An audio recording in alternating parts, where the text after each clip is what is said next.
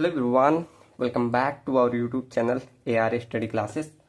सो हम पढ़ रहे हैं फाउंडेशन डिजाइन का वन शॉट और आज हमारा होने वाला है 5th यूनिट।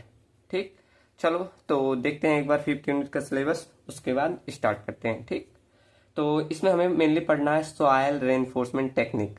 अब देखो ये सॉइल रेनफोर्समेंट टेक्निक क्या होता है, जैसे आपने सुना होगा कि अगर आपका स्लोपी ग्राउंड है या जहाँ पहाड़े होती हैं तो वहां पर मिट्टी जो रुकी होती है वो उनके जड़ों द्वारा रुकी होती है। ठीक, तो वही सेम टेक्निक अपना के हम क्या करते हैं, कहीं भी अगर स्लोप है या कहीं भी ऐसा है जहाँ पर मिट्टी का कटाव या पानी का बहाव ज्यादा हो रहा है, तो वहां पर हम क्या करते हैं, सॉइल में रेनफोर्समेंट कर देते हैं। एज अ जैसे हमारे प्लांट्स में रूट्स काम करते हैं वैसे सेम टेक्निक द्वारा वही हमारा कहलाता है सॉइल रेनफोर्समेंट। ठीक, तो अब दिमाग में जब भी मैं पढ़ाता जाऊंगा तो यही समझ के चलिए, जैसे हमारे पेड़ों की जड़ें जो मिट्टी को मतलब रोकने काम आती है, वही सेम सॉइल रेनफोर्समेंट है। ठीक, चलो तो इसमें क्या क्या पढ़ना है, ये तो हमारा चैप्टर हो गया। पढ़ना है कि geotechnical properties of reinforcement soil, मतलब क्या क्या जियोटेक्निकल प्रॉपर्टीज इंक्रीज होगी अगर हम सॉइल रेनफोर्समेंट कर देते हैं तब। उसके बाद एप्लीकेशन कहाँ कहाँ पर मतलब सॉइल रेनफोर्समेंट यूज करना है, उसका एप्लीकेशन हमें बताना है। फिर अगला टॉपिक है सेलो फाउंडेशन ऑन रेनफोर्समेंट सॉइल। ठीक, मतलब अगर सेलो फाउंडेशन में आप रेनफोर्समेंट सॉइल कर रहे हो तो वो कैसे करना है, मतलब ठीक। और डिजाइन का कंसिडरेशन, मतलब इसका सॉइल रेनफोर्समेंट अगर फाउंडेशन में कर रहे हो तो कुछ कंसिडरेशन ली जाती है, अभी हम देखेंगे। ठीक, उसके बाद idealised soil model and interference behaviour, ये देखेंगे। ठीक, ये मतलब एक मॉडल था, जैसे कि हमारा जो फाउंडेशन होता है ना, उसके नीचे मिट्टी हमारी अलग अलग प्रकार से, जैसे यहाँ की मिट्टी कुछ अलग बिहेव करेगी, यहाँ की कुछ अलग, तो इनको क्या किए, कंबाइन करके एक सिंपल बना दिया, हम आइडियल मान लेते हैं, तो वही आइडियलाइज मॉडल हो गया है। ठीक, अभी और अच्छे से पढ़ेंगे। उसके बाद इसका मतलब दो मॉडल होते हैं, एक प्लास्टिसिटी के आधार पे, एक इलास्टिसिटी के आधार पे। तो इसमें आपको सिर्फ इलास्टिसिटी मॉडल पढ़ना है, तो वो आपका यही इसका टाइप होता है। ठीक, तो ये हम लास्ट में देख लेंगे। तो ये आपका सिलेबस रहा। ठीक, तो कोई ये टफ चैप्टर नहीं है। ठीक, अगर आपको नोट्स चाहिए होगी तो आप मेरे इस नंबर से कांटेक्ट कर लीजिए, काफी बच्चे को नोट्स मैंने दिया। ठीक, क्या है 9919424196, इस पे आप व्हाट्सअप कर लीजिएगा, मैं आपको नोट्स भेज दूंगा। ठीक, चलो तो स्टार्ट करते हैं सॉइल रेनफोर्समेंट। तो उसके पहले मैं इमेज दिखा दूं कैसे किया जाता है। ठीक, आशा करता हूं दिख रहा होगा। देखो ये सब टाइप है, जैसे स्ट्रिप रेनफोर्समेंट अभी पढ़ेंगे, तो ऐसे सारे क्या करते हैं, रेनफोर्समेंट हम सॉइल के अंदर कर दे रहे हैं। ठीक, देखो ये सब ऐसे टेक्निक होती है, इसको हम कर देते हैं। इससे हमारा क्या होता है, सॉइल का स्ट्रेंथ बढ़ जाता है, शियर स्ट्रेंथ, सब चीजें इंप्रूव हो जाती है। ठीक, तो इसीलिए हम ये सॉइल रेनफोर्समेंट करते हैं। ठीक, चलो तो पहला टॉपिक यही देखते हैं कि सॉइल रेनफोर्समेंट क्या है। ठीक, तो इसमें देखो क्या लिखा है कि soil reinforcement is the technique, ये ऐसी टेक्निक है improving the engineering properties of soil. क्या इंप्रूव करे, इंजीनियरिंग प्रॉपर्टीज ऑफ सॉइल को इंप्रूव कर देगी। कैसे, जब by inserting material, reinforcement material को इंसर्ट करके, जैसे कि एक से एग्जांपल लिखा है, सच एज जियो ग्रिड, जियो टेक्सटाइल और स्टील स्ट्रिप्स, इन सभी को अगर हम सॉइल में इंसर्ट करेंगे तब with in it, so that the soil carrying capacity, high loader, reduce settlement and better stability for structure. ठीक, इससे अगर आप इंप्रूव कर रहे हैं, मतलब इसमें इंसर्ट कर रहे हैं रेनफोर्सिंग मटेरियल, तो क्या क्या हो रहा है, उसकी हायर लोडिंग कैपेसिटी बढ़ जा रही है, सेटलमेंट कम हो रहा है और बेटर स्टेबिलिटी मिल जा रही है। ठीक, तो ये हमारा रहा सॉइल रेनफोर्समेंट क्या होता है। आगे भी डिफरेंट मेथड में लिखा है कि it is the ground improvement technique where the soil is combined with reinforcement element to increase the resistance against the failure and improve the performance under load. ठीक, वही कह रहा है कि ये मतलब ऐसी टेक्निक है कि उसमें हम जब सॉइल के साथ कंबाइन कर रहे हैं इस रेनफोर्समेंट एलिमेंट को, तो उससे उसका फेलियर भी कम हो जा रहा है और उससे उसकी सॉइल में लोड कैरिंग कैपेसिटी भी इंप्रूव हो जा रही है। ठीक, तो वही आगे भी डिफरेंट में लिखा है कि soil reinforcement is the technique of modify, मतलब सॉइल की जो कैरेक्टरिस्टिक है उसको मॉडिफाई करना हमारा सॉइल रेनफोर्समेंट होता है। कैसे, behaviour by adding tensile reinforcement resisting material to improve the stability, durability and bearing capacity. ये तीन प्रकार से मतलब समझो डिफिनेशन ही लिखा है कि हम क्या करते हैं, सॉइल रेनफोर्समेंट के द्वारा अपना स्ट्रेंथ, सेटलमेंट कम कर रहे हैं, बियरिंग कैपेसिटी बढ़ा रहे हैं, ड्यूरेबिलिटी बढ़ा रहे हैं, ये सब हम सॉइल रेनफोर्समेंट से कर रहे हैं। ठीक, आशा करता हूं सबको समझ में आया होगा। तो वही सारा है कि जियो technical properties of soil reinforcement. अब क्या क्या मतलब जियो टेक्निकल आपने पढ़ा होगा पिछले सेम में कि सॉयल में क्या क्या होता है, सब चीजें जैसे शियर स्ट्रेंथ, बेयरिंग कैपेसिटी, यहाँ सब चीज लिखा है, तो वही सब इंप्रूव हो जाएगी। तो वही पूछा था क्या क्या होगा। आप और भी लिख सकते हैं, मैं एक ही पॉइंट लिखा हूं, आप इसमें खुद से लिख सकते हैं, आप लोग सॉयल पढ़ के आए हैं, ठीक। तो इससे क्या होगा, अगर आप उसमें सॉइल रेनफोर्समेंट कर रहे हो तो डायरेक्ट यहां समझो क्या होगा। पहला इंक्रीज हो जाएगा शियर स्ट्रेंथ, ठीक। तो वही लिखा है reinforcement improve the cohesion and friction angle making soil stronger against failure, ठीक। तो रेनफोर्समेंट जब आप कर रहे हैं तो उसमें कोहेजन बढ़ रहा है, फ्रिक्शन एंगल भी बढ़ जा रहा है, जिससे आपका सॉइल क्या स्ट्रांग हो जा रहा है अगेंस्ट फेलियर के, ठीक। दूसरा लिखा है कि हाइयर बियरिंग कैपेसिटी, मतलब आप जब उसमें सॉइल में क्या रेनफोर्समेंट कर दे रहे हैं तो उसकी लोड कैरिंग कैपेसिटी बढ़ जाएगी। ये लिखा है लोड कैरिंग कैपेसिटी इंक्रीज हो जाती है, ठीक। उसके बाद थर्ड पॉइंट क्या लिखा है, रिड्यूस सेटलमेंट, ठीक। तो जब रेनफोर्समेंट क्या करता है, रिस्ट्रिक्ट करता है डिफॉर्मेशन, मतलब रेनफोर्समेंट हमारा क्या करता है, बचाता है डिफॉर्मेंस से, जिससे का रिजल्ट में हमारा कम सेटलमेंट होता है, ठीक। ऐसे बहुत सारे मैंने देखो 11 पॉइंट्स लिख दिए, आप खुद से भी बहुत सारा लिख सकते हैं। जैसे इंप्रूव करेगा स्टेबिलिटी को, ठीक। स्लोप एंड मतलब स्टेबिलिटी का आपका अगर स्लोप है या इम्बैकमेंट है, become more stable against sliding and collapse से, ठीक। अगर आप उसमें रेनफोर्समेंट कर दे रहे हैं तो वो स्लाइडिंग कम होगी, कोलैप्स नहीं होगा, ठीक। ये सेम ऐसे जैसे आपका पहाड़ों पे पेड़ जो हमारे प्लांट्स होते हैं उनकी जड़ें जैसा काम करती है, वैसे यहाँ पर आपका क्या सॉइल रेनफोर्समेंट काम करेगा अगेंस्ट स्लोप के, ठीक। पांचवा क्या है, बेटर लोड डिस्ट्रीब्यूशन, ठीक। अगर आप उसमें मतलब रेनफोर्समेंट सॉइल में कर दे रहे हैं तो लोड का डिस्ट्रीब्यूशन अच्छे तरीके से होगा, ये नहीं एक जगह ज्यादा होगा एक जगह कम, ठीक। तो load are spread over a large area, reduce stress concentration, ठीक। मतलब लोड वहां से बढ़ जाएगा जिससे स्ट्रेस कंसंट्रेशन कम हो जाएगा, ठीक।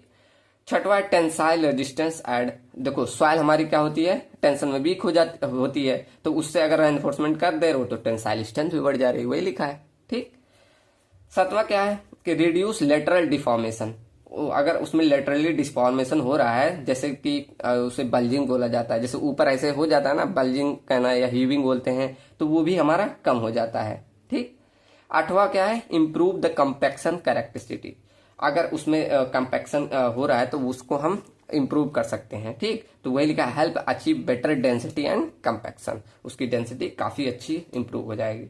नवा क्या है, इंक्रीज ड्यूरेबिलिटी, आप उसका लाइफ स्पैन बढ़ जाएगा, तो वही कह रहा है reinforcement soil resist erosion and environmental effect better, ठीक। इससे आपका इरोजन कम होगा, इन्वायरमेंट इफेक्ट कम हुआ तो ड्यूरेबिलिटी ऑटोमेटिक इंक्रीज हो जाएगी, ठीक।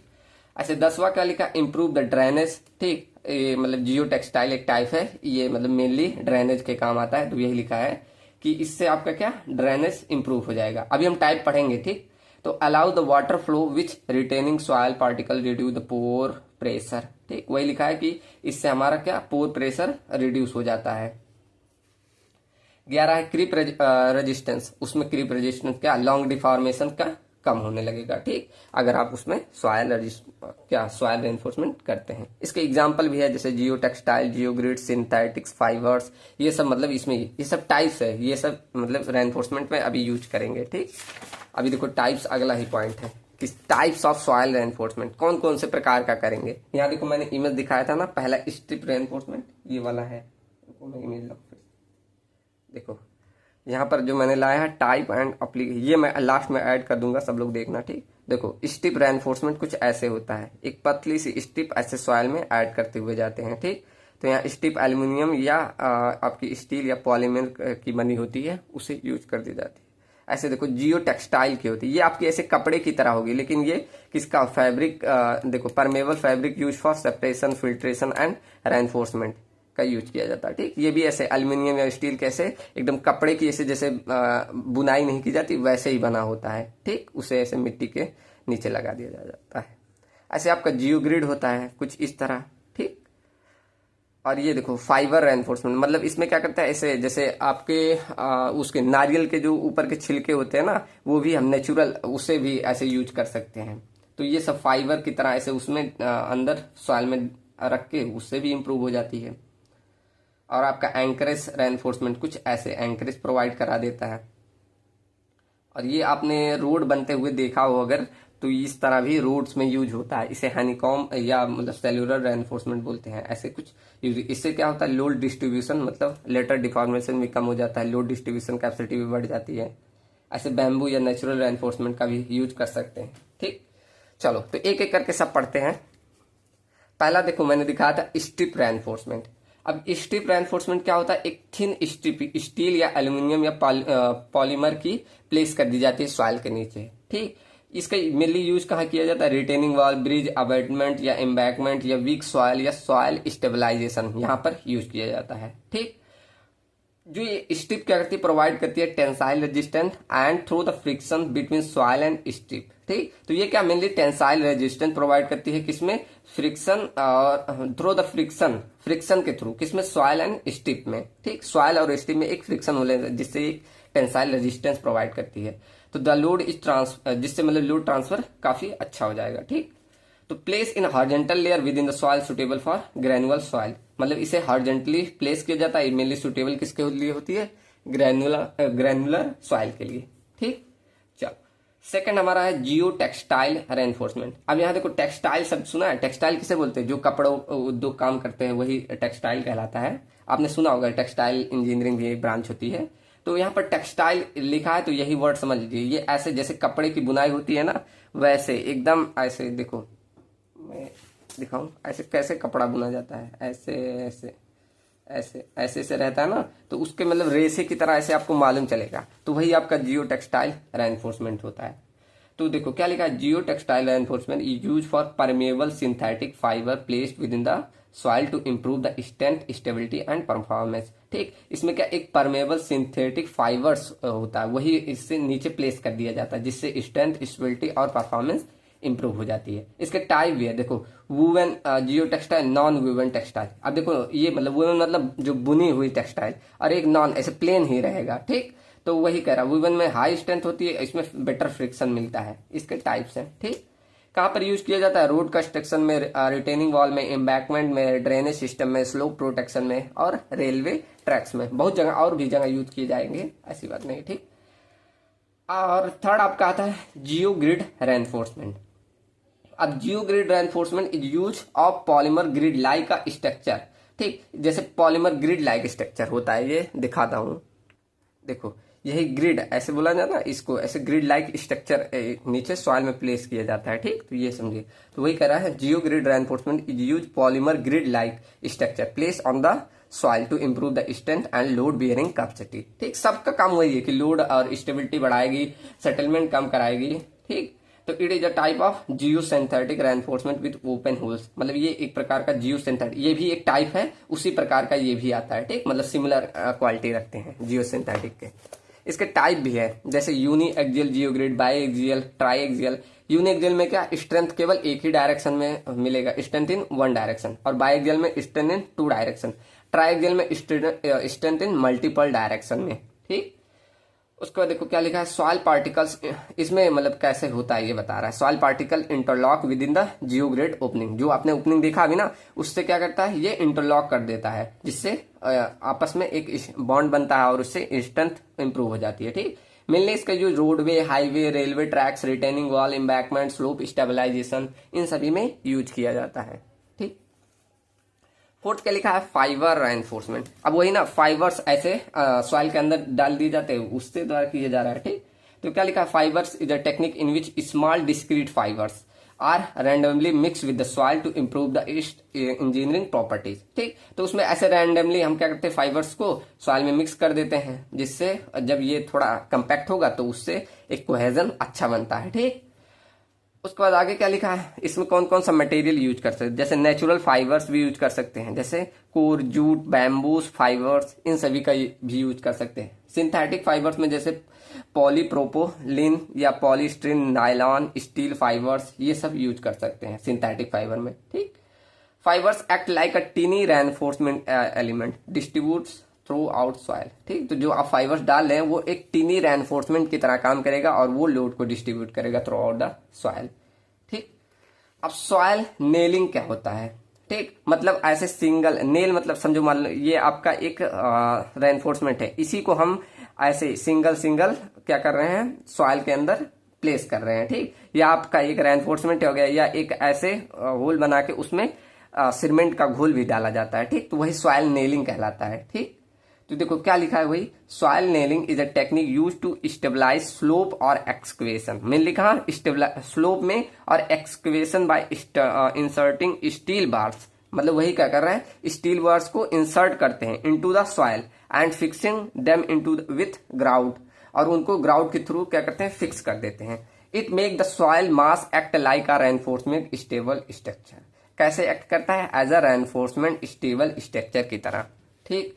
इसमें कंपोनेंट्स क्या होता है, स्टील नेल्स, ये देखो, या बार, एक स्टील नेल्स जिसे हम बार बोल सकते हैं वो, या तो ग्राउट द्वारा सीमेंट स्लरी को, और एक फेसिंग जिसे कंक्रीट पैनल बोलते हैं उसका भी यूज किया जाता है, ठीक।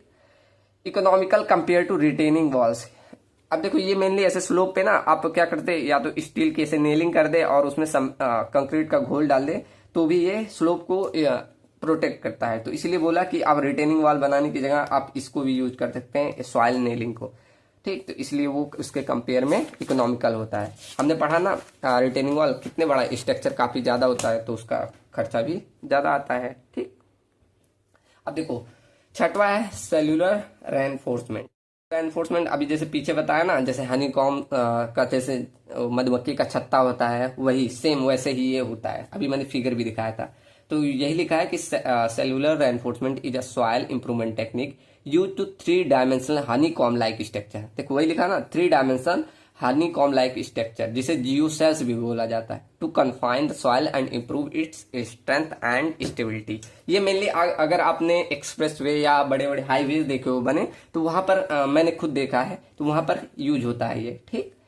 देखो the geocells form cells pocket that are filled with the soil sand aggregate. मतलब ये जियो सेल्स में क्या कर सकते हैं आप, सैंड सॉइल या कुछ भी फिल कर सकते हैं। ये प्रोवाइड करते हैं lateral stability, confinement, preventing soil movement, ठीक। तो मतलब ये सॉइल मूवमेंट को प्रिवेंट करते हैं और लेटरल कन्फाइनमेंट को भी ये बचाते हैं, ठीक। इस तरह ये स्ट्रेंथ को इम्प्रूव करते हैं।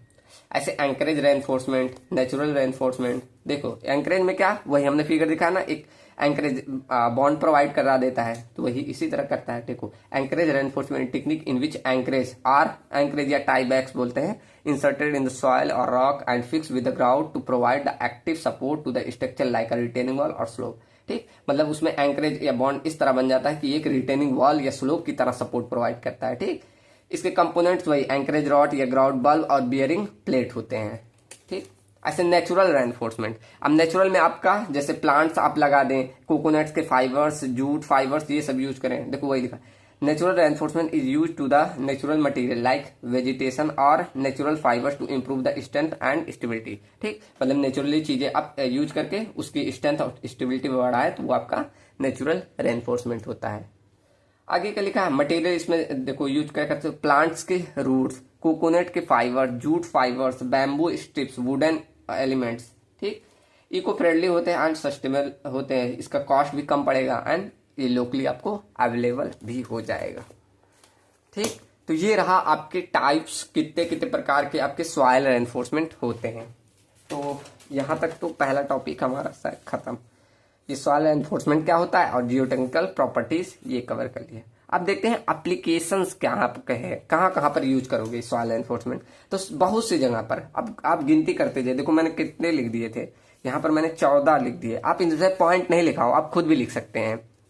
अगर आप एप्लीकेशन पूछ लेगा ना, तो आप बहुत सारे लिख देंगे। जैसे देखो क्या लिखा है, application of soil enforcement. First आप रिटेनिंग वॉल में यूज कर सकते हैं, जिससे क्या होगा, रिड्यूस कर देगा थिकनेस को और कंस्ट्रक्शन कॉस्ट भी कम हो जाएगी।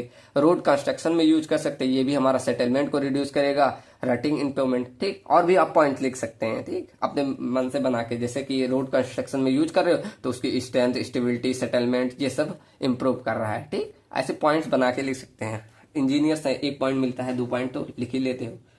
थर्ड क्या है, रेलवे ट्रैक्स में यूज कर सकते हैं, provide better load distribution under sleeper, ठीक। एम्बैंकमेंट्स में यूज कर सकते हो, जैसे यूज इन हाईवे, देखो हाईवे लिखा है, highway, railway, embankment over soft soil, improve the stability. ठीक, वही सब काम कर रहा है, स्टेबिलिटी और स्ट्रेंथ को इंप्रूव कर रहा है। सॉइल स्टेबलाइजेशन में यूज कर सकते हो, फाउंडेशन भी यूज कर सकते हो। स्टेबलाइजेशन में कैसे, prevent the land slides and erosion of soil को। ठीक, ऐसे फाउंडेशन में क्या, improve the bearing capacity of soil below the footing.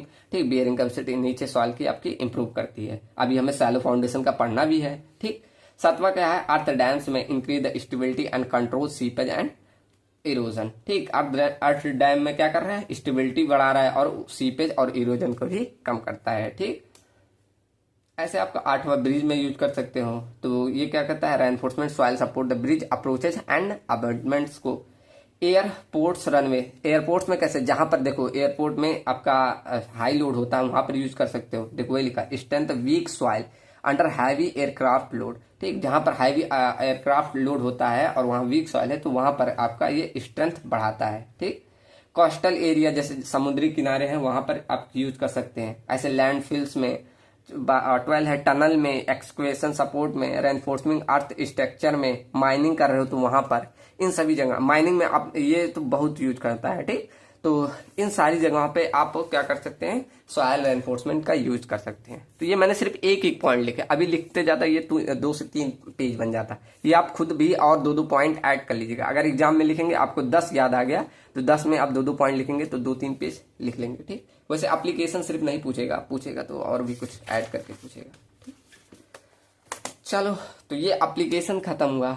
अब अगला टॉपिक हमारा है कि shallow foundation on reinforcement soil. ठीक, अब देखो इसमें क्या होता है, जैसे आपका ये मान लो ये मैंने आइसोलेटेड फुटिंग बनाया है।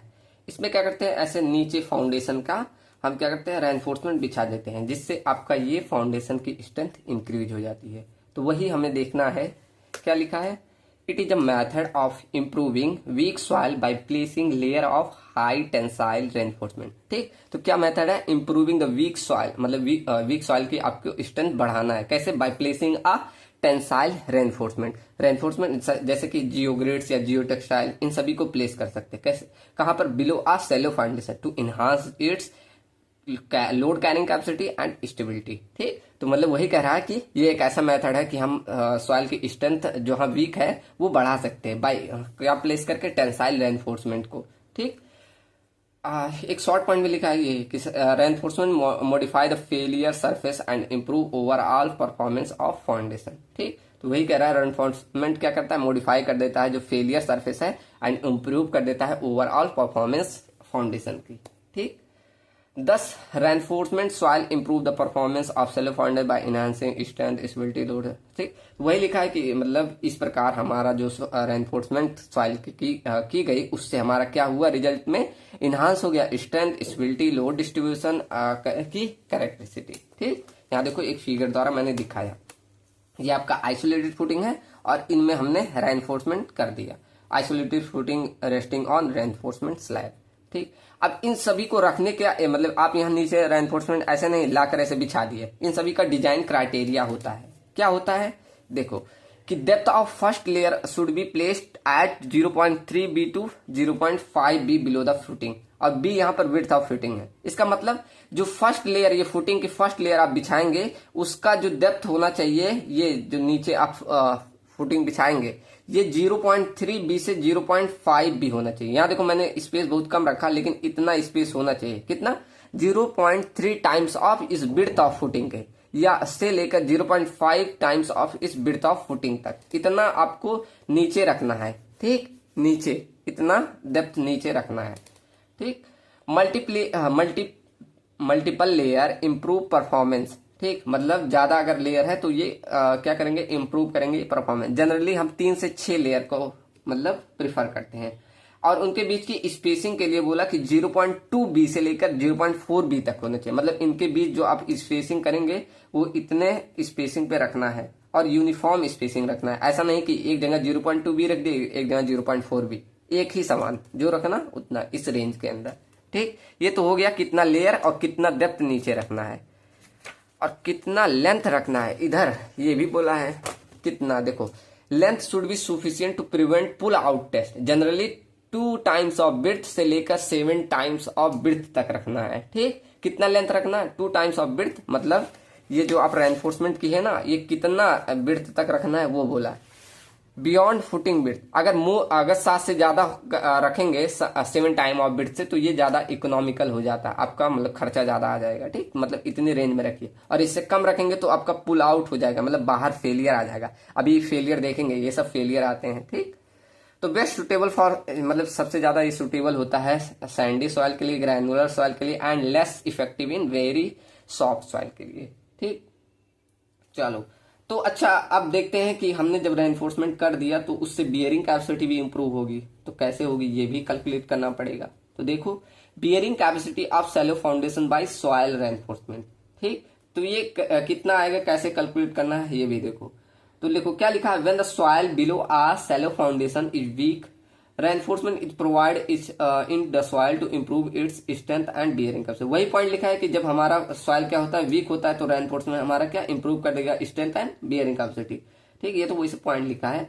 The reinforcement soil behave stronger than ordinary soil, can carry more load. वही लिखा है कि रेनफोर्समेंट सॉइल अगर कर दे तो ये ज्यादा लोड लेगी। अब यहाँ देखो माहौल बनना है कि अब इसका एक बेसिक ऐसे तैयार किया जाता है। ठीक, तो रेनफोर्समेंट क्या करेगा, और ज्यादा लोड लेगा।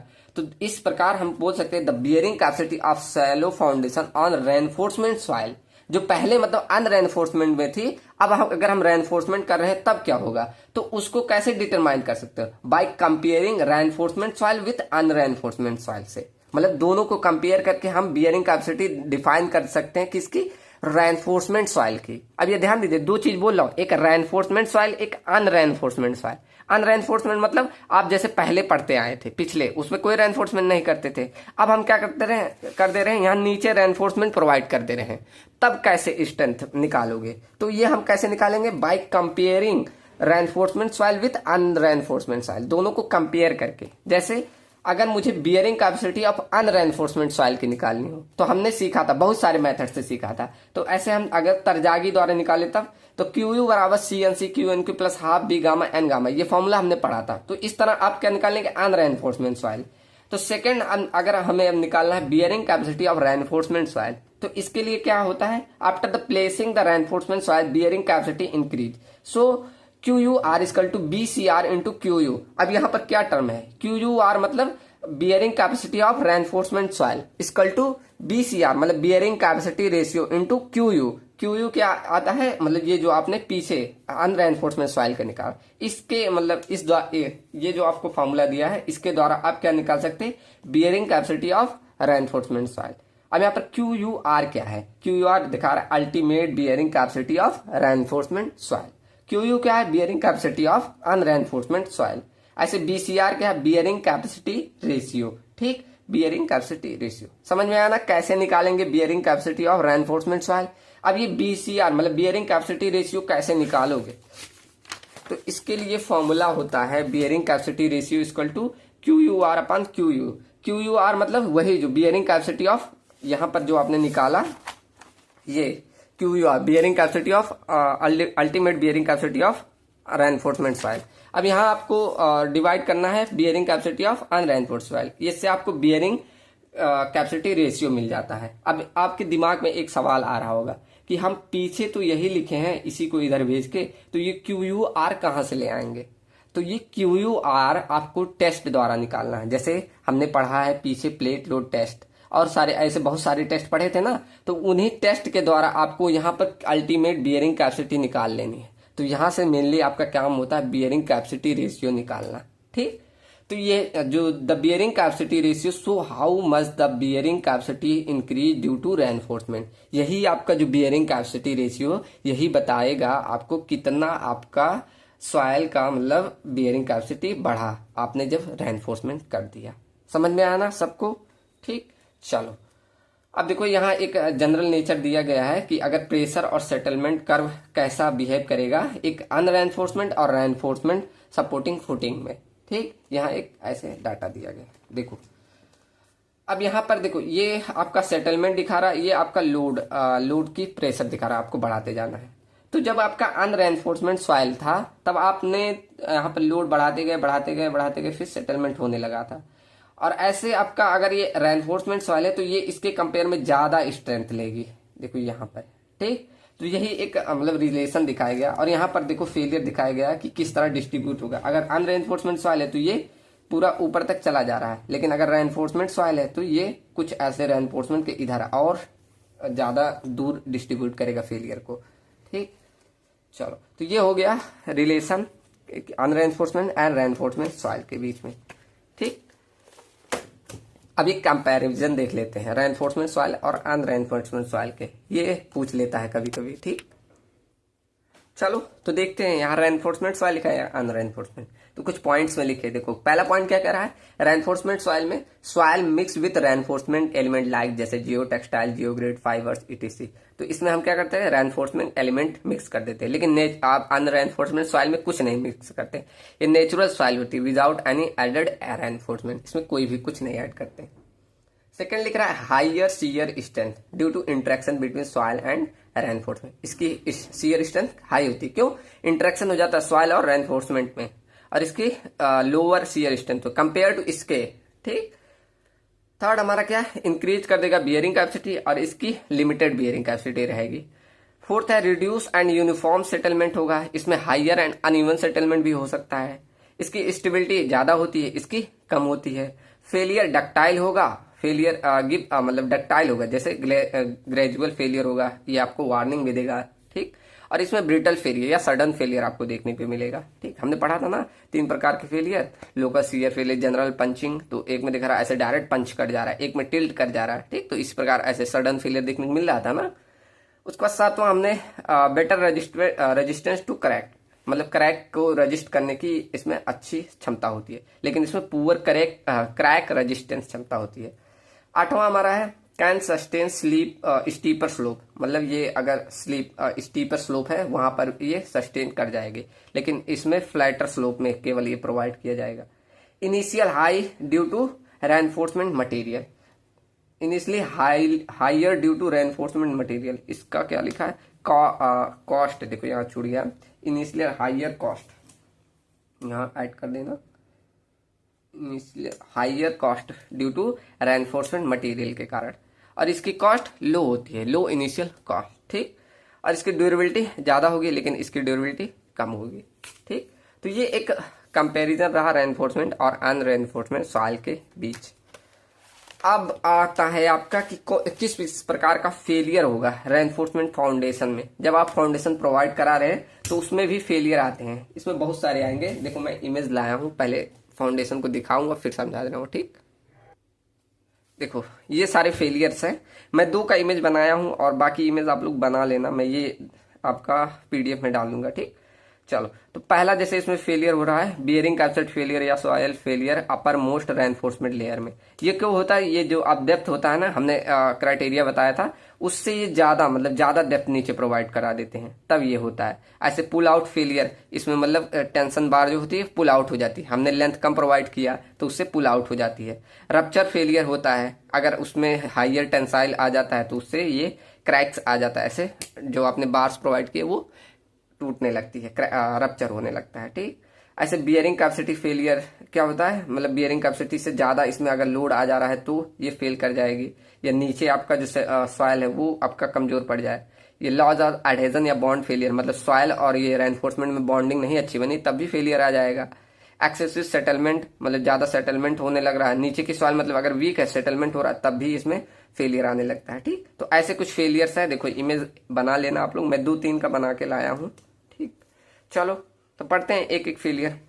तो पहला फेलियर क्या है, bearing capacity failure above uppermost reinforcement layer. अब ये क्यों होता है, this type failure occur when topmost reinforcement layer is place too deep below the footing. वही बोलना है ना कि अगर आप जो टॉप मोस्ट रेनफोर्समेंट प्रोवाइड करें ये काफी नीचे प्रोवाइड कर दिए, जैसे यहाँ पर इस इमेज में और अच्छे दिखेगा। देखो हमें यूजली कितना प्रोवाइड करना था, ये u बराबर डेप्थ ऑफ फुटिंग था, ये अगर ज्यादा हो गया 0.3b से 0.5, हमें इसके रेंज में रहना था, लेकिन ये ज्यादा हो गया, ये आपने इतना ज्यादा नीचे प्रोवाइड कर दिया, तब आपको इस तरह का फेलियर देखने को मिलेगा। ठीक, समझ में आया ना, ये जो आप डेप्थ है ये काफी नीचे प्रोवाइड कर दे रहे हैं रेनफोर्समेंट का।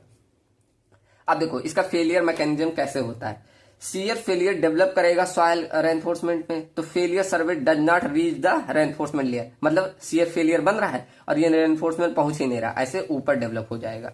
जिससे आपका फेलियर यहाँ पर दिखने लगेगा। यहाँ रेनफोर्समेंट का कोई महत्व नहीं मालूम चला, ठीक। तो रेनफोर्समेंट बिकम इनइफेक्टिव, तो यहाँ रेनफोर्समेंट हमारा इनइफेक्टिव हो जाएगा।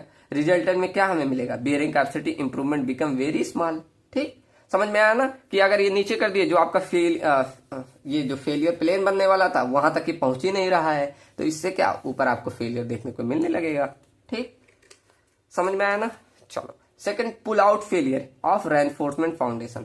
अब ये पुल आउट फेलियर क्यों होता है, आपने मतलब जो आपको इम्बेंड करना था ये इसमें लेंथ वो कम किया, जिससे क्या होता है जब आपका ये फेलियर प्लेन बनता है तो ये टेंसाइल ऐसे मतलब दोनों तरफ टेंशन जनरेट होगा ना, तो जहां पर ज्यादा रहेगा वहां से इसे निकलने लगेगा रेनफोर्समेंट, मतलब जो भी आपने सरिये प्रोवाइड किया या कुछ भी प्रोवाइड किया वो बाहर निकलने लगेगा, ठीक। तो देखो वही लिखा है, pull out failure occur when the reinforcement is pull out of the soil due to insufficient friction resistance along the embedded length, ठीक। मतलब कम उसमें फ्रिक्शन रेजिस्टेंस नहीं बन रहा है जितना आपने लेंथ प्रोवाइड किया, ठीक। ये क्यों होता है, देखो यहाँ लिखा है occur due to insufficient embedded length. Mainly यही आपका रीजन है, क्यों हो रहा है, क्योंकि आपने जो अंदर इम्बेंड किया वो कम लेंथ तक किया, ठीक। तो वही अब इसका फेलियर मैकेनिज्म कैसे बनना है, जब लोड आप अप्लाई करोगे सॉइल फाउंडेशन में, then soil try to move, तब आपका सॉइल क्या मूव करने का ट्राई करता है, जिससे आपका फेलियर प्लेन वही जनरेट होता है, ठीक।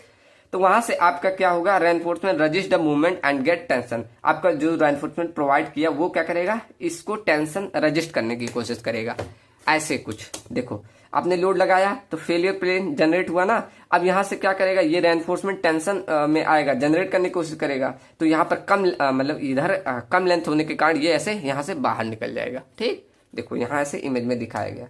तो वही कह रहा है, soil hold the reinforcement using friction along its length, if grief length is weak रहेगा तो हमारा रेनफोर्समेंट स्टार्ट स्लीपिंग, ठीक। तो वहां से आपका स्लिप होना हो जाए स्टार्ट हो जाएगा, ठीक। चलो ऐसे आप सब लोग इमेज बना लेना, ठीक। अभी मैं बनाता बहुत टाइम लगता है, इसलिए मैं लास्ट में वो ऐड कर दूंगा। थर्ड आपका है ब्रेकिंग या रप्चर फेलियर। ये क्यों होता है, ये अकर होता है जब आपका टेंसाइल फेलियर एनफोर्समेंट एक्सीड कर जाता है टेंसाइल स्ट्रेंथ से, तब ये आपको देखने को मिलता है, ठीक। It occur usually near the failure plane where tensile force is major. कहां पर होता है, जहां पर आपका फेलियर प्लेन होता है वहीं पर होता है, ठीक। चलो ऐसे आपका चौथा क्या है, bearing capacity failure below the reinforcement zone. अभी हमने अपर देखा, अब बिलो देखो, नीचे कैसे होगा, जब the bearing capacity failure under laying soil is weak, मतलब जब आपका नीचे रेनफोर्समेंट के नीचे, देखो इस इमेज में देखना, यहां पर इस रेनफोर्समेंट के नीचे की मिट्टी आपकी कमजोर पाई गई, तब ये देखने को मिलता है। And failure under load causing the entire reinforcement mass to move downward. अगर नीचे आपका वीक है तो क्या करेगा, जब लोड आएगा तो ये नीचे सेटल करने लगेगा, ठीक। तो यही कह रहा है, तो reinforcement improve only the upper soil layer. मतलब ये कहने का मतलब है कि अगर नीचे की मिट्टी वीक है और यहाँ रेनफोर्समेंट प्रोवाइड किया तो यही तो स्ट्रेंथ मतलब ज्यादा देगा, मतलब इंप्रूव तो रेनफोर्समेंट यही करेगा, नीचे थोड़ी करेगा। तो नीचे अगर वीक है तो नीचे तो सेटल करेगा ना, तो वही बोल रहा है, ठीक। तो reinforcement improve only the upper layer, केवल ये अपर लेयर को इंप्रूव करेगा। लेकिन अगर if the soil below is weak, अगर नीचे की वीक है तो it can not carry the load, वो लोड को कैरी ही नहीं करेगा और वहां पर आपका फेलियर देखने को मिल जाएगा, ठीक। समझ में आ रहा ना, बहुत इजी लैंग्वेज में लिखा हूं। पांचवा देखो, लॉस ऑफ एडेजन या बॉन्ड फेलियर। वही है ना कि अगर सॉइल और रेनफोर्समेंट में बॉन्ड अच्छी नहीं बनी तब देखने को मिलेगा। तो वही लिखा, अकर when the proper bond between soil and reinforcement is not develop. वही लिखा ना कि अगर सॉइल और रेनफोर्समेंट में बॉन्ड अच्छा नहीं मिला तब ये देखने को मिलेगा। तो इससे क्या होगा, रेनफोर्समेंट स्लिप करे जाएगी और वहां पर आपको फेलियर देखने को मिल जाएगा, ठीक। अगला है क्रीप फेलियर। तो क्रीप का एक लॉन्ग टर्म आपका सेटलमेंट देखने को मिलता है, तो वही आपका क्रीप फेलियर होता है, ठीक। Excessive long term deformation. तो ये आपके 6 प्रकार के मैंने फेलियर लिखे हैं। आशा करता हूं सबको समझ में आया होगा। आप इमेज जो है बनाने की कोशिश करिएगा, ठीक। अगर एग्जाम में बनाएंगे तो उससे मार्क्स आपके इंप्रूव होते हैं, ठीक। तो अब तक हमने कहां तक कवर कर लिए, देखो ये एप्लीकेशन ऑफ सॉइल रेनफोर्समेंट पढ़ लिया, सेलो फाउंडेशन ऑन रेनफोर्समेंट पढ़ लिया, डिजाइन क्राइटेरिया कंसिडरेशन भी देख लिया, ठीक। अब हमारा आता है आइडियलाइज सॉइल मॉडल और उसके बाद इंटरफेस बिहेवियर देखेंगे। आइडियलाइज मॉडल और इलास्टिक मॉडल, ये मतलब इसका प्रकार है, ठीक। अभी देखो, अब समझो पहले आइडियलाइज सॉइल मॉडल क्या है। जैसे देखो मैंने पहले भी यहां समझाया, एक बार और समझाऊंगा कि जैसे आपका सॉइल होता है, जैसे आपने फाउंडेशन ये बनाया ना, ये आपने फाउंडेशन बनाया। अब देखो हमेशा ये कंडीशन नहीं हमें मिलेगी कि आपकी जो सॉइल यहाँ हो, जो सॉइल यहाँ पर हो, वही सेम प्रॉपर्टी यहाँ पर भी हो। ऐसा थोड़ी हो सकता है, कुछ ना कुछ तो अलग होती है ना। ऐसा थोड़ी, ऐसा कोइंसिडेंस बहुत कम हो सकता है कि यहाँ पर हर जगह एक प्रकार, हर जगह यूनिफॉर्म सॉइल। हालांकि हम मान के चलते एजम्पशन, लेकिन ऐसा होता नहीं। तो यही हमारा आइडियलाइज मॉडल क्या किया कि इस सभी को एक समान मान लिया, ठीक, जो इसमें, और इसका कैलकुलेशन बहुत इजी कर दिया। ठीक, तो वही हमारा आइडियलाइज मॉडल होता है। क्या लिखा है आइडियलाइज मॉडल में? पहला देखो, idealise soil model provide a simplified representation. तो पहला टर्म यही कह रहा है कि हमारा जो रिप्रेजेंटेशन था उसको एकदम सिंप्लीफाई कर दिया। अब सॉइल बिहेवियर, जो भी आपका सॉइल बिहेवियर था उसको एकदम सिंप्लीफाई कर दिया। Enabling engineering to the analyse and designing foundation efficient, मतलब सबको इनेबल कर दिया। जो आपका आपका टफ से टफ कंडीशन बन रहा था, कॉम्प्लेक्स नेचर ऑफ सॉइल था, रियल सॉइल, उसको आपने एकदम इनेबल कर दिया। कैसे? देखो यहाँ दैट मीन, इसका मतलब क्या कह रहा है कि idealise soil model behaviour to refers to the simplification of complex behaviour.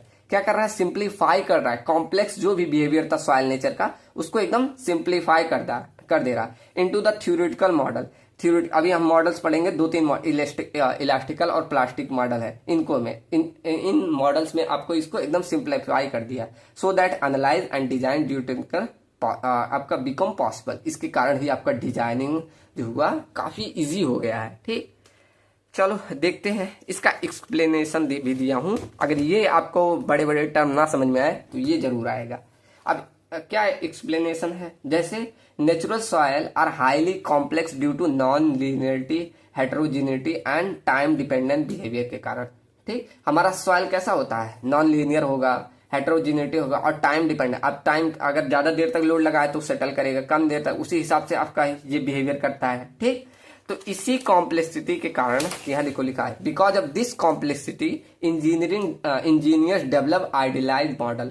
ठीक, तो इंजीनियर्स ने क्या डेवलप किया? एक idealise model based on theory like elasticity theory और प्लास्टिसिटी थ्योरी। ये 2 थ्योरी पे, आपका यहाँ एक ही थ्योरी हमें सिलेबस में बोला है। ठीक, तो ये हमारा क्या था? Idealise model, soil model. ठीक, सेकंड कह रहा है, although real soil behave is complicated. जो आपका रियल सॉइल होता है वो काफी कॉम्प्लिकेटेड होता है। Generalise state relationship are use to represent the approximately, मतलब उसमें जनरलाइज करके क्या स्टेट रिलेशनशिप यूज करते हैं हम क्या? सॉइल के अप्रोक्सीमेट रिप्रेजेंटेशन के लिए। लेकिन ये जो मॉडल है, these model do not represent exact behaviour. ये हमारा एग्जैक्ट बिहेवियर नहीं देगा, लेकिन ये अप्रोक्सीमेशन अंडर लिमिट कंसिडरेशन दे देगा, कंडीशन। ये मतलब एक अप्रोक्सीमेट रिजल्ट दे देगा एक लिमिटेड कंडीशन के अंतर्गत। ठीक, तो सिंपल टर्म में आप कह सकते हैं, यहाँ थर्ड लिखा है कि आइडियलाइज मॉडल क्या हेल्प करता है? रिड्यूस करेगा कॉम्प्लेक्सिटी को, सिंपल मैथमेटिक एनालिसिस इसमें होता है, solve practical engineering problem like bearing capacity, settlement, stability, etc. इससे आप एकदम इजिली ये सब सॉल्व कर सकते हैं। ठीक, लेकिन इसके कुछ फैक्टर्स है जो अफेक्ट कर सकते हैं, जैसे टाइप ऑफ सॉइल वहां पर कैसा है, जैसे क्ले, सैंड, ये सब। सॉइल की कंडीशन कैसी है, मॉइस्चर है या वहां पर डेंसिटी है। टाइप ऑफ फाउंडेशन कौन सा है, नेचर ऑफ सॉइल लोडिंग कैसा है, जैसे स्टैटिक है या डायनेमिक है। मेथड ऑफ कंस्ट्रक्शन कैसा है, पर्पज कौन सा है, लाइफ स्पैन कितना चाहिए, इकोनॉमिक कंसिडरेशन कैसा होना चाहिए। तो इन सभी फैक्टर पे भी डिपेंड करता है। ठीक, समझ में ना कि आइडियलाइज सॉइल मॉडल क्या होता है? सिंपल, आपका जो नेचुरल सॉइल होता है वो काफी कॉम्प्लेक्स होता है एनालिसिस करने में, तो उसको क्या कर दिया? एकदम इजी कर दिया हमारा आइडियलाइज सॉइल मॉडल। ठीक, यही आपका बस 2 वर्ड में आंसर है, लेकिन इतना तो लिखना पड़ेगा। ठीक, अब इसमें हमने 2 थ्योरी पढ़ी, फर्स्ट इलास्टिक थ्योरी, दूसरा हमने पढ़ा प्लास्टिक थ्योरी मॉडल। तो हमारे सिलेबस में हमें सिर्फ इलास्टिक मॉडल बोला है। देखो क्या बोला है, यही वाला elastic model of soil behaviour in reinforcement foundation, यही आपको पढ़ना है। ठीक, इसमें आपका एक आता है विंकलर्स, यही पढ़ना है आपको। ये मतलब एक मॉडल है, इसी के अंदर ये पढ़ना है। देखो यहाँ लिखा है द विंकलर मॉडल, इन्हीं का एक मॉडल है, ये हमें सिर्फ पढ़ना है। ठीक, चलो तो देखते हैं इलास्टिक मॉडल। अभी देखो क्या लिखा है, elastic model in is one of the type of idealise soil model in which soil is assumed to behave as a linear elastic material।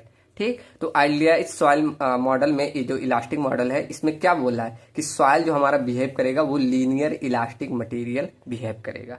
मतलब इसका है कि जो डिफॉर्मेशन होगा एज ए लीनियर और रिवर्सिबल होगा। ठीक। In simple word elastic model soil behave like a spring. Simple word में अगर समझो तो यही है कि आपका elastic model as a spring की तरह आपका सॉइल बिहेव करेगा। ठीक। It deform under load and come back to its original shape when load is remove. ठीक। मतलब क्या कह रहा है कि आप जब सॉइल अप्लाइड कर रहे हैं तो ये डिफॉर्म हो रहा है, लेकिन जब सॉइल मतलब लोड हटा रहे हैं तो उसमें से अपनी ओरिजिनल शेप में आ जाती है। ठीक। इसके मतलब कुछ इलास्टिक मॉडल दिए थे जैसे Winkler model, elastic half space, 2 parameter elastic model, ये सारे मॉडल। लेकिन आपका एक बार यही पूछा गया विंकलर्स मॉडल, तो इसको हम पढ़ लेंगे। ठीक। अब इसके लिमिटेशन है क्या, सॉइल इज नॉट मतलब ये लिमिटेशन है कि सॉइल हमारा ट्रूली इलास्टिक नहीं होता है रियल कंडीशन में। और यहाँ मैं कह रहा सो permanent plastic deformation after the loading. यहाँ कह रहा कि मतलब कि वापस आ जाएगी, लेकिन ऐसा नहीं होता है। सॉइल हमारा प्लास्टिक नेचर का होता है। Stress strain relationship is not perfectly linear. तो यहाँ पर हमारा लीनियर मान के चले, लेकिन परफेक्टली लीनियर नहीं होता है। Soil is not homogeneous in reality, और हम यहाँ होमोजीनियस मान के चल रहे हैं। Soil is not isotropic properties in change with direction. ठीक। वही बोल रहा है कि सॉइल हमारा आइसोट्रॉपिक नहीं होता है, जब आपका डायरेक्शन मतलब हर डायरेक्शन में अलग अलग प्रॉपर्टीज होती है। ठीक। Time effective creep consideration are ignored, इसमें वो सब इग्नोर कर दिया जाता है। ठीक। Not suitable for high loads failure consideration के लिए। Assume instant recovery which is not प्रिक्वेयर, मतलब ये क्या करें, अज्यूम करते हैं कि तुरंत ये जैसे लोड हटाओगे वापस आएगा, लेकिन ये ऐसा रियलिटी में नहीं है। ठीक। तो ये सारे लिमिटेशन है इलास्टिक मॉडल के। ठीक। समझ में आया ना क्या होता है इलास्टिक मॉडल। अब पढ़ते हैं विंकलर्स मॉडल। अब देखो विंकलर्स मॉडल क्या है, अभी कितना बचा है, बस थोड़ा सा देखो। अब विंकलर्स मॉडल क्या था, वह हमारा एक आइडियलाइज्ड मॉडल है। सेम ऐसे स्प्रिंग का कॉन्सेप्ट देखो यहां पर दिया गया, वैसे ही क्या लिखा है, Winkler's model is simplified idealised soil model in which soil is represented as a system of independent closely spaced spring. मतलब क्या कह रहा है कि जो आपने विंकलर्स मॉडल था, इन्होंने क्या किया कि जो सॉइल को लिया एज अ स्प्रिंग की तरह, मतलब क्लोजली स्प्रिंग की तरह कंसीडर किया है। और कह रहा है each spring react only the load is applied direction above it. मतलब जो प्रत्येक स्प्रिंग है कब रिएक्ट है, जब इसके ऊपर लोड अप्लाई कर रहे हो तभी ये रिएक्ट करेगा। ठीक। तो देखो इनका बेसिक कॉन्सेप्ट क्या था कि सॉइल को हम रिप्लेस कर दे रहे हैं बाय वर्टिकल इलास्टिक स्प्रिंग द्वारा। व्हेन लोड अब आप अप्लाई कर रहे हो तो ईच स्प्रिंग कंप्रेस इंडिपेंडेंटली। ठीक। तो सभी आपका जो स्प्रिंग है वो कंप्रेस कर जाएगा। ठीक। तो the reaction of the soil at any point depend only the deflection और सेटलमेंट एट दैट पॉइंट। तो जो आपका रिएक्शन आएगा, अभी देखो यहाँ फॉर्मूला भी दिया रिएक्शन के लिए, वो किस पे डिपेंड कर रहा है, उसके डिफ्लेक्शन और स्लो डिफ्लेक्शन, या हम कह सकते हैं जो सेटलमेंट हो रहा है उस पॉइंट पे, उस पे डिपेंड करता है। तो मतलब एक फंडामेंटल एजेंशन इनका क्या रहा कि soil reaction at any particular point is directly proportional to the settlement at that point. ठीक। मतलब जो सॉइल पे रिएक्शन आ रहा है उस किसके डायरेक्टली प्रोपोर्शनल है, उसके जो सेटलमेंट आ रहा है उसके। मतलब मैथमेटिकली आप ऐसे लिख सकते हैं Q equal to KS into Y. Y यहाँ पर आपको दिखा रहा है क्या, डिफॉर्मेशन को, मतलब सॉरी डिफॉर्मेशन या सेटलमेंट बोल सकते हो। ठीक। उसको दिखा, और Q यहाँ क्या दिखा रहा है, तो सॉइल रिएक्शन और प्रेशर को। ठीक। तो यहाँ Q डायरेक्टली प्रोपोर्शनल वाई, तो वाई जब हटाओगे तो KS आ जाएगा। ये मॉडुलस ऑफ सबग्रेड रिएक्शन होता है। ठीक। कुछ इस तरह आप फिगर भी बना दीजिएगा। समझ में आया ना विंकलर्स मॉडल क्या होता है। अब इसके फीचर्स क्या थे ये देख लो। फीचर्स इन्होंने क्या दिया कि soil behave like a spring, no interaction between adjacent soil element. मतलब जो आपके सॉइल के एलिमेंट पास पास है ना, इनमें कोई इंटरेक्शन नहीं करवाया। लीनियर रिलेशनशिप दिया बिटवीन प्रेशर एंड सेटलमेंट में। ठीक। Simplify and easy to use in analysis. ठीक। तो सिंप्लीफाई कर दिया और इजी एनालिसिस रहा। इसके एप्लीकेशन कहाँ पर यूज करते हैं, बीम एनालिसिस ऑफ बीम में, on elastic deformation, rock foundation में, रेलवे ट्रैक्स में, पेवमेंट डिजाइन में, पाइल्स एंड स्टेबल और ग्राउंड में, इन सभी जगहों पर इसके एप्लीकेशंस है। ठीक। अब इसके एडवांटेज क्या रहे कि simplify and easy to understand था, require less mathematically effort, useful for preliminary design के लिए, widely use in structural design, जहां पर आपको स्ट्रक्चर डिजाइन का वहां पर ही काफी यूज होता है। ठीक। चलो तो ये सारे इसके एडवांटेजेस थे।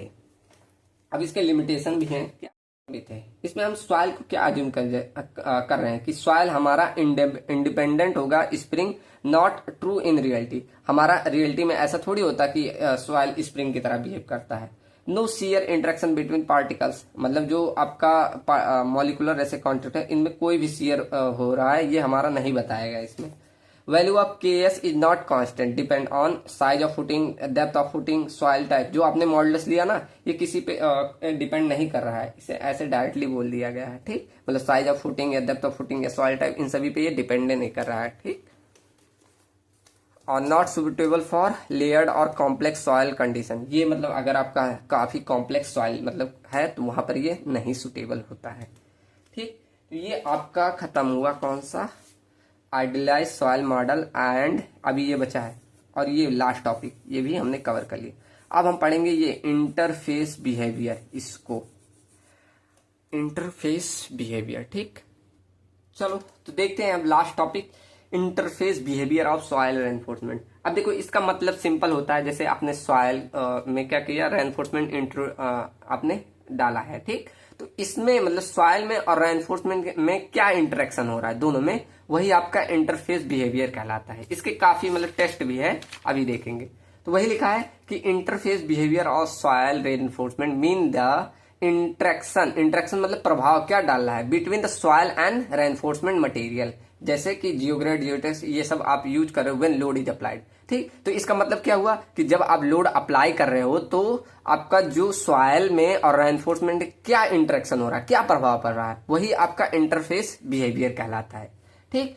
यही बिहेवियर आपका कंट्रोल करता है लोड ट्रांसफर को, फ्रिक्शन रेजिस्टेंस को, पुल आउट रेजिस्टेंस को, overall stability of reinforcement structure. सब कुछ इसी इंटरफेस बिहेवियर पे डिपेंड कर रहा है, ठीक। सिंपल मतलब समझ में आया ना कि आपने जब सॉइल में रेनफोर्समेंट डाल दिया नीचे, तो आप जब लोड अप्लाई कर रहे हो तो उनके दोनों बीच में इंटरेक्शन हो रहा है, वो कैसा हो रहा है। अभी देखो टाइप भी है, जैसे स्मूथ इंटरफेस हो रहा है, रफ हो रहा है, बॉन्ड हो रहा है, स्लाइडिंग हो रहा है, ठीक। तो अभी आगे पढ़ेंगे तो ये कैसा हो रहा है, वही इंटरफेस बिहेवियर कहलाता है, ठीक। यही इंटरफेस बिहेवियर हमारा डिपेंड कर रहा है कि लोड कैसे ट्रांसफर होगा, फ्रिक्शन रेजिस्टेंस कैसा होगा, पुल आउट रेजिस्टेंस कैसा होगा, ओवर स्टेबिलिटी इसी पे डिपेंड करती है, ठीक। यहाँ देखो एक्सप्लेशन मतलब एक्सप्लेन करके बताया हूं मैं क्या, कि when reinforcement is placed inside the soil, जब हम रेनफोर्समेंट को सॉइल में क्या कर रहे हैं, प्लेस कर रहे हैं, एंड एक्सटर्नल लोड जब हम अप्लाई कर रहे हैं उस फाउंडेशन में, तो सॉइल पार्टिकल हमारे क्या मूव करना चाहती है, तब हमारा रेनफोर्समेंट क्या रजिस्ट करता है उस मूवमेंट को बाय फ्रिक्शन एंड बॉन्डिंग के द्वारा,